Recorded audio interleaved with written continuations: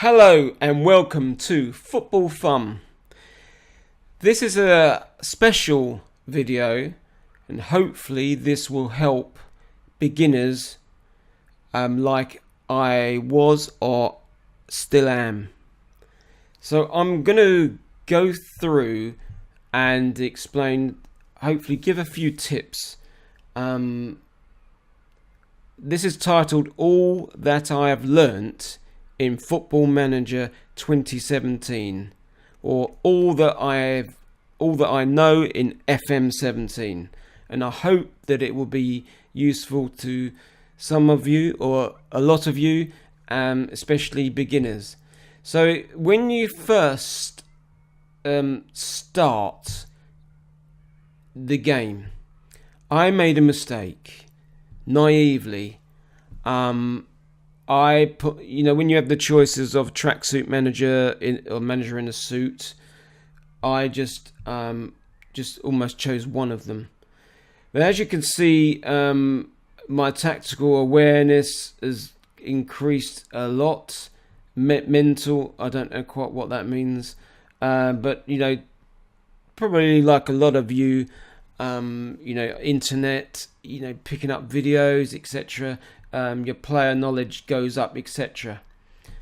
One tip that I would give beginners is to probably, if only one attribute to increase would be attacking. Purely being that there are not as many attacking coaches when you come to picking staff or good staff available in the game. There's quite a lot of defending, tactical coaches, good determination, motivational coaches, etc. Fitness coaches, obviously, there's tons. But attacking, I would increase that when you first start the game. So that's sort of one small tip, because they are hardest to get. The second sort of big mistake that I made when I first started the game was, my club, as you can probably gather, is Queen's Park Rangers QPR. As currently the director, we've got a director of football, Les Ferdinand. He was, I didn't on this game, unlike reality, maybe, I don't know. I didn't find a need for him. The other thing is that when you inherit to take over a club, the staff generally are all on contracts, and it's a big decision to sack them all, because if you've looked at bringing in top coaches, for example, you can, as I say, you do research, you find that these top goalkeeping coaches, if I could put my teeth in, they just won't come to your club if you haven't got the reputation of a Man United, a Chelsea, established Premier League European team. Queen's Park Rangers, generally Championship, hovering between sometimes Premiership, but generally Championship, sometimes even League One. So your reputation is not so good. So it's a big decision. See that reputation now is national, going up, and we're apparently rich. But so it's a big decision to sack all your coaches, because the top coaches that you scout will not come to you. But my tip is to get the best staff that you can possibly get, and then replace your existing staff, because I actually believe, playing this game sort of 4 seasons, they are probably more important than your players, a lot of your players. So I'm just going through them now. These are all top, despite my loathing in real life. But Phil Neville, for example, Mark Sound, Paul McGuinness, Lambert, excellent fitness coach. goalkeeping coach good old Bobby Mims, and recently acquired Christian Speakman. The only one that I tried to get the good old Phil Cannon as my assistant coach. I wasn't ruthless or aggressive enough at the start of the game. I lost out. I got Michael Lindemann eventually. As you can see, these stats have actually gone up in the last 4 years. But what lets him down, or did let him down to start with, was, he's your right-hand man, your ass man. You're asking him tactical advice, and that was a lot lower before. I think that was about 12 or 13. So, that Phil Cannon, I think he's got 20 sort of about 4 or 5 attributes, and he's a great one to get until he retires. Excuse me. But yeah, so staff ahead of players is really important to get. So that's my second tip. If it probably would be easier if I went down the sections on the left, to give you, to give social feed in your inbox. This is a bit of a time waster generally, but what can be good, apart from transfer deadline day to see who went where for how much, is the news. It can show up if a few clubs, are looking at certain players. You may have not thought of those, so it's good to just check the news. But generally, the inbox, as I say, a bit of a time waster. You can, social feed. You could ignore that for most of the time. If you go to then, thirdly, so you got home inbox squad. My squad is probably still on the high side. What I didn't realise on this game was probably the lack of suspensions and injuries. You tend to get like your two right backs both injured at the same time. In the game, just to annoy you, pee you off a little bit. But I've found that if they're fit, the fitness is good. You can generally use the same. Sorry, I'm darting around a bit. But you got your 1 to 11, and then your subs. These players down here will not tend to get much gameplay throughout the season, especially if you're like Queen's Park Rangers in real life, getting knocked out of cups. Premier League, you've only got 20 teams. It's not that excessive. So I probably purchased too many players. The child in the candy store syndrome. It's especially with the money available from the Premier League. So you're probably best off to try and buy, especially in the Premier League when you get there, is to buy quality rather than quantity, as I've tended to do in the past. And now I'm paying out. I have paid out. 17 million there, 19 million there. And if you look at my squad with key player status, my Meligoni, who's my captain, I paid out, I think, 40 million. So it's over a period of several seasons, 20 million up front. So yeah, buy quality. He was quite cheap, about 5 million. Solar was, I think, the 40 million. Let's have a look. 15 million, and then the rest overs. Subsequent years, Rui Perez, who's another one who's gonna. Yeah, he's quite cheap, to be honest.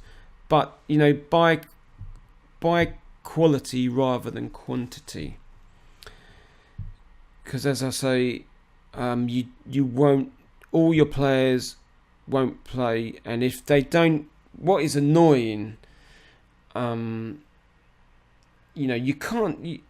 Unlike in real life, if players are just sitting in your reserves under 23s, other clubs don't think, oh, he's a good player, nip in. They just sit there, unless you actively try and loan them or sell them. Other teams don't have the awareness, it seems, on this game. As I mentioned in the previous video, I loaded up the Chinese league, and I've not had one inquiry, which is just odd. So yeah, you can be stuck with players, and if they don't play in your club, in your first team ideally, or out on loan, their value will diminish, will go down. A good example, this guy is a wonder kid, will be Bootink, and look, I bought him for 6 million. He's down to sort of 1 because he's not playing, because he hasn't trained well to become a shadow striker, and he really wanted to go. So that's I think my third tip. Competition's not really relevant here, but it's good awareness to see where your opposition is in the table. You can look at previous years, etc., goal scorers, etc. Under 23s, these guys they're going to be looking to push in your first team. So the youngsters are getting good experience. I think I'm getting it. Ignore the ones out on loan, but I'm getting it to quite a good size. As you can see, sort of a third of those are under 18s or they're still playing under 18s, so they're getting good experience, good gameplay. Again, I do play my first teamers in the under 23s. The under 18s, just keep an eye on who's looking good. Quite often, the average rating last five games, that gives you some sort of indication, and then you can look at, hopefully, if their arrows are going up, he's looking good, for example. Tactics. Right. What is good in your inbox? You all must have seen this. I can't show it at the moment, but is pre-match report is very useful. It's very useful. This is all transfer window stuff. Apologies, but it's very useful to seeing how your opposition is going to play. It will show you key passes. Who, for example, in the opposition team, Melagoni, if he was a key passer, he receives most balls and he delivers most key passes to, say, Dak. He would be a good opposition player to close down, if not, hard tackling, if not man mark. Again, if they play narrow, you may want to exploit the flanks. So your pre-match report, which I'm doing more and more. When I played away to Arsenal, and then away to West Ham, I just look at who are their key players. I know it's early in the season, but who are their key players? Who to shut down? Where is the space to exploit? So the pre-match report is very useful. If we look at my most recent match, this is if you look at post-match analysis, what is good is to sometimes look at heat maps. You can see, for example, West Ham goalkeeper, centre back, most of their work was on the left wing, a little bit more on the right. Little bit less on the right. This is, I would say, the way I want to play. 1, 2, 3 shadow strikers. Midfielders backing them up. A bit of time wasting at the back is perfect, which is probably why I won the match. And then you can, so this is useful to see. I don't look at players so much, but overview. Sorry, I've just shown you that. But then you action zones, and then shots, etc. And also your opposition previous matches. You can look at their formations. So you can see that a lot, you probably know this already, but a lot of teams AI run are 4-2-3-1, which this formation seems to work quite well against, because the 3 centre backs can generally cover these 4 players. We can push on in these areas, and these. Mainly the centre backs, because you can see that Shilotto is getting slightly more attacking than Kolasinac.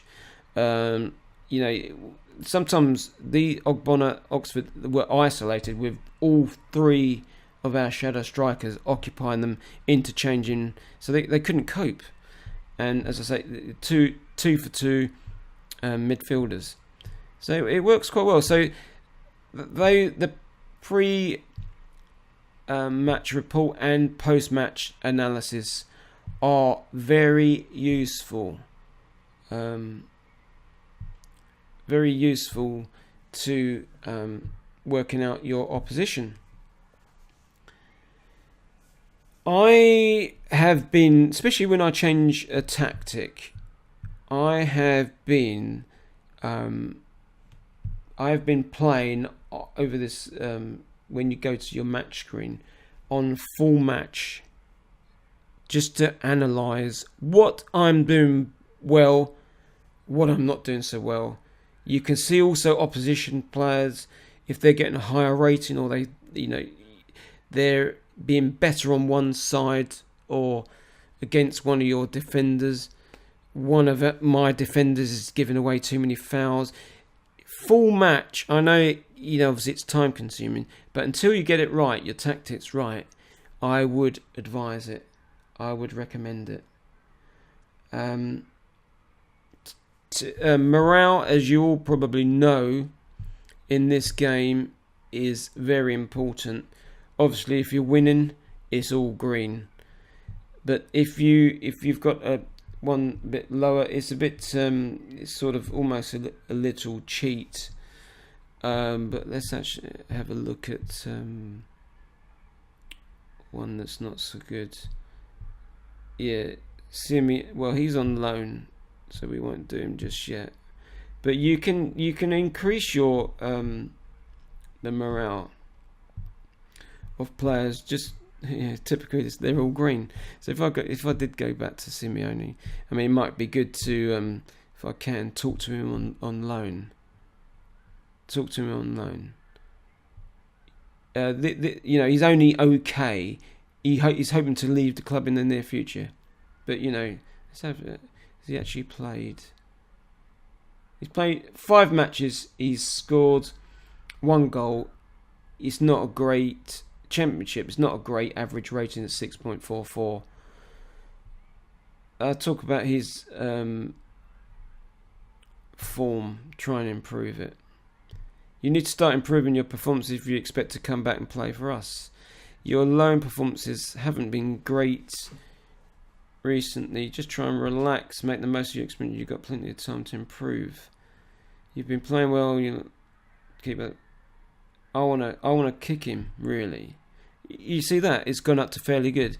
So by talking and fairly good. So yeah, you can talk to all these players fairly good. Let's just try it with him. If you praise your player, this is the easy one. Praise training level. I'm just how good he's training to be. He's got a lot on his plate. He's training to be a shadow striker. How impressed I am. It's gone up to good already. So pre-match, if you've got low morale, you can go through all your players and giving them, a bit of praise, pat on the back. Some players do, if they're professional, I've noticed, fairly professional, especially model, that you can give them a bit of stick. So that morale does help. And pre-match, post-match, if you've done well, you haven't done well, that tends to improve performances, which improve results. So that's your team talks.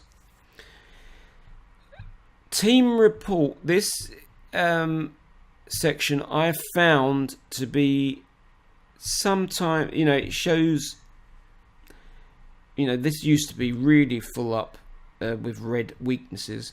I found it to be quite useful and also not so useful. Squad depth. I tend to, the ones that I trust, for example, one of my better players, Kaglar Soyankui, that's probably murdered that name, but Quiros, Gomez, I tend to go, that's my ass man, Lindemann, what he thinks. Phil Neville in this game is quite good at defending. He recommends Grant Hall, bit more experience. So I tend to go through who, and also that's the attackers. Mark Sow is an attacking coach. Dak Woodburn, Melagoni, Mark Sow, he thinks Lapadula should come in there, which I probably agree with. So it can be useful just seeing what other people think. Stats, which I don't tend to use so much. Facts, they can be useful. But this is quite useful, the comparison, where we are at. In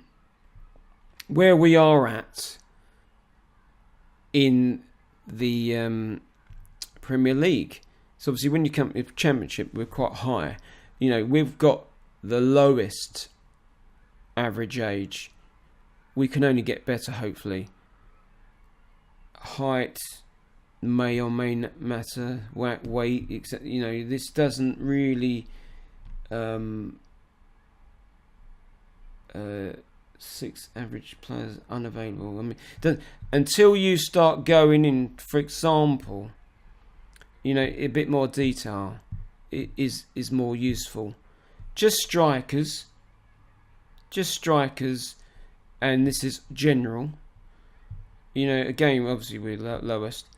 Average height, which weight doesn't really matter too much. But if you go for, mental, which is important, we are below average on aggression.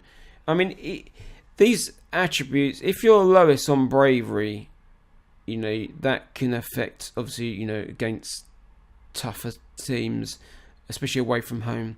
So this is quite a useful section to play around with.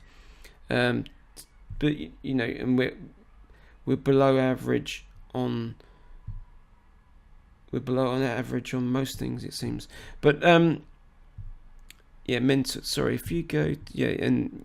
you can see this change. I want to see positioning. We're above average, so it can be useful when you want to make additions rather than just like myself. Just go, well, he looks good. He's a good wonder kid. Go out and get him. Bring in the type of players which you may, be weakest in. You may want to improve your anticipation and bring in someone that's got good composure with off the ball, for your strikers. But hopefully, obviously we are the youngest team squad in the Premier League that can all these figures will go up with good training. So that this section, that's what I use it for, can be useful. I spoke about staff, They're all filled. I think I've got one staff, scout left. He retired, so I can increase that. On to training. This is what this is useful to see. We're at the moment. These change. At this moment in time, we are low on team cohesion, which is good when you've got new players. You should put that on, and defending. So if you go for the team, I'm still doing it because it's early in the season. Fitness on high, match prep, obviously tactics, which we're nearly there. As I say, defending fitness this week. We are low on defending, so I'm getting in 4 days there. I've got a rest day, which I've found useful to do, especially if you've got a whole week on training. Once you've got your settled tactic, which is important to know even before you bring in new players, which I didn't do. But now you got your settled tactic. Unfortunately, I need to get in this tactic. There's an attacking midfielder, but 2 shadow strikers. In this tactic, which works the best at this moment in time, I've got 3 shadow strikers. So on my training, once you've got your players, you can go to individual, and then you can train all these players up. Sometimes you do have heavy, which is not so good, but it's early in the season. Ideally, you want to get these down. They're learning probably too much.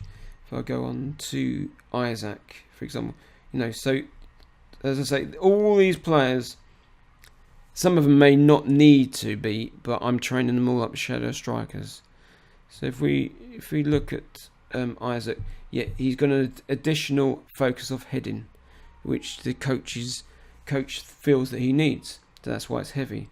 So you could do this. You can work out all. Ball playing centre backs are harder to train than just normal standards. Complete wing backs are harder to train than normal wing backs. So that's useful. Coaches, ideally you want down the bottom, or average or light. So I've got enough coaches in now. They're all pretty good. Dirk Kuyt is my latest acquisition, and he is a model professional. So and his tactics, pretty good, 14. But obviously, as you may know, he used to be an attacker. So I've got him on helping with the attacking and shooting. So that hopefully covers training. So just going back to the team, I start on, for the first 2 or 3 months, fitness. I do bring in team cohesion when I can, because of the new players. Then tactics are pre-match, to learn those as quickly as possible, and then you work on individual training once you've got a settled tactic. Scouting, you probably know this, but this figure here, it used to be 48%, which is probably, or 49%, which is the highest I've had.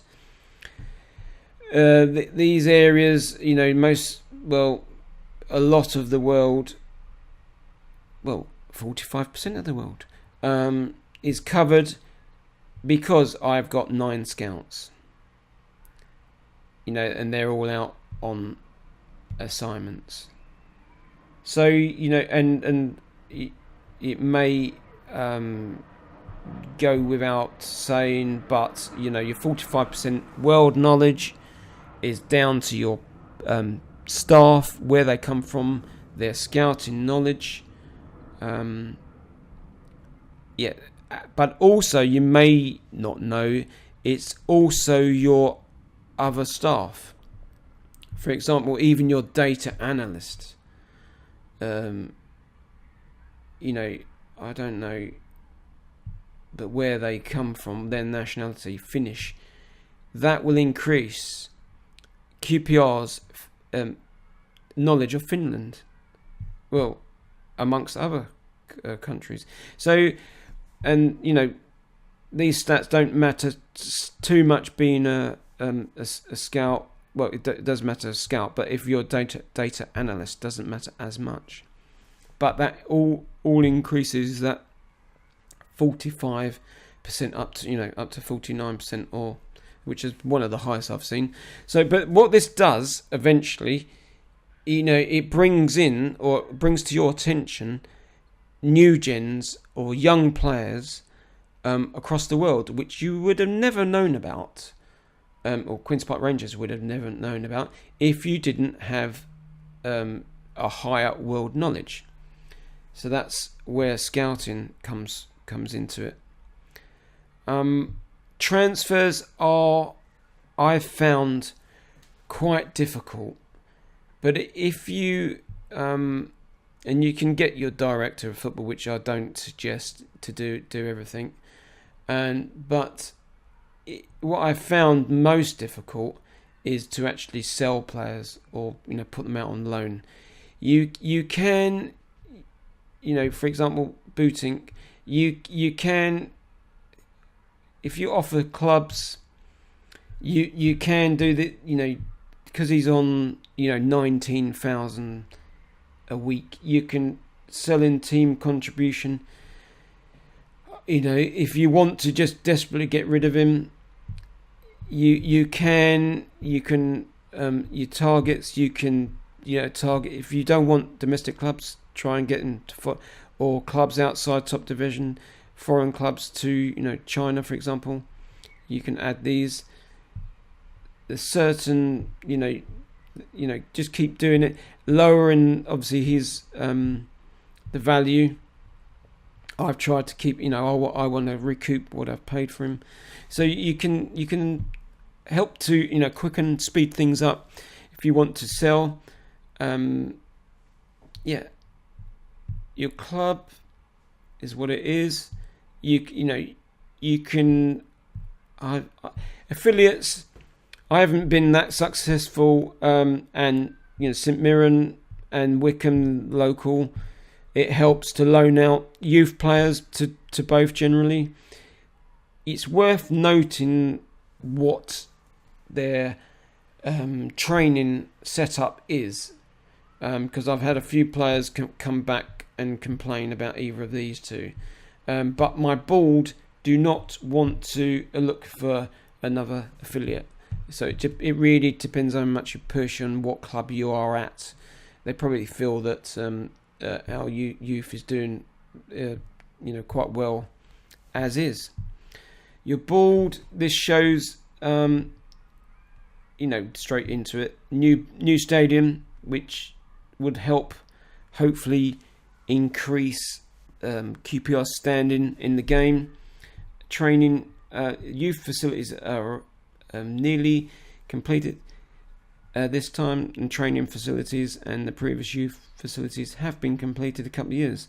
So all this helps train, because we've got good facilities, training facilities, and as you can see, this helps obviously keep the directors happy and keeps your job quite often. If that goes down too low, and then obviously if I wasn't winning, then you get a bit of pressure, as all Championship Manager, Football Manager games in the past. So so just going back to facilities, as you can see, good junior coaching. We've got above average youth recruitment now. We've got good youth facilities, impressive training facilities. So that helps all players. So it's progress, and the new stadium, I think, will house. It's going to. I think it was 19,000. It's going to go up to 25,000 from like 18,000, another 7,000. So to the Stan Bowles Park. So there you have it. Any queries, get back to me with comments down below. I hope this has been useful with a few tips. what I found to be, but I'll try and reiterate these with a few captions, and any points which I've missed. So hopefully been useful to all of you, especially beginners, and with FM 18 Football Manager 2018 just around the corner. Hopefully these tips will still be useful. Then, just one last point which I've forgotten to mention: scouting. These, if you can download these. I think FM Scout is one of them. But these I found useful, especially for if you're searching for a certain type of player, for example, shadow striker. This brings up all the attributes that you need and then hones in. It just, we've all been there searching for what seems like days, but if you can put in, you can do this yourself with quick search. You can bring them all up just for if I'm searching for English. There are no shadow strikers that are English, which is probably why the tactic works quite well and is my dilemma. But then if you want to decrease the attributes just by one, you've got a few which you probably notice up here, England manager now, which probably just means that I'm the only English manager in the Premier League at this moment in time. But that's what I found. So just to leave it there. I hope, reiterate, I hope this has been useful. And Football Fumb and out, and I will speak next time. Please give a like, subscribe, or drop down a comment. Thanking you. Bye bye.